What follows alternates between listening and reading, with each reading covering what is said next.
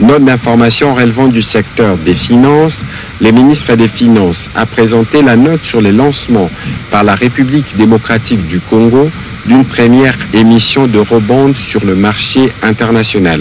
avec une situation macroéconomique caractérisée par une stabilité des prix intérieurs et du taux de change, une résilience de l'activité économique ainsi qu'une notation souveraine favorable à l'attraction de potentiels investisseurs financiers avec de perspectives stables respectivement pour les agences de notation Standard & Poor's et Moody's. Notre pays possède donc des leviers nécessaires pour emprunter cette voie en vue de financer ses projets de développement. Le ministre des Finances a indiqué que cette démarche est soutenable pour notre économie au regard de son paysage financier qui affiche des marges d'endettement importantes dont l'exploitation pourrait permettre de prendre en charge les grandes priorités en matière de développement. Car ici est de relever qu'à ce jour, notre pays possède encore un ratio d'aide publique sur les PIB loin de la norme de convergence de la sous-région SADC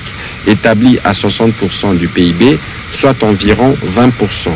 C'est dans ce cadre que le gouvernement, à travers le ministère des Finances, entend lancer pour la première fois de notre histoire une émission d'eurobonds d'obligations d'un montant d'environ 1,5 milliard de dollars américains sur le marché international. Il s'agit des titres des dettes émis en devises étrangères sur les marchés financiers internationaux en dehors du pays d'origine d'émission. Ces titres de financement offrent plusieurs avantages pour le pays, à savoir l'accès à des ressources plus importantes offertes par les marchés internationaux, la diversification de sources de financement permettant de réduire la dépendance à l'endroit des bailleurs bilatéraux et multilatéraux, l'allongement de la maturité de la dette, les euro-obligations étant souvent émises avec de maturité longue, l'amélioration de l'image du crédit du pays,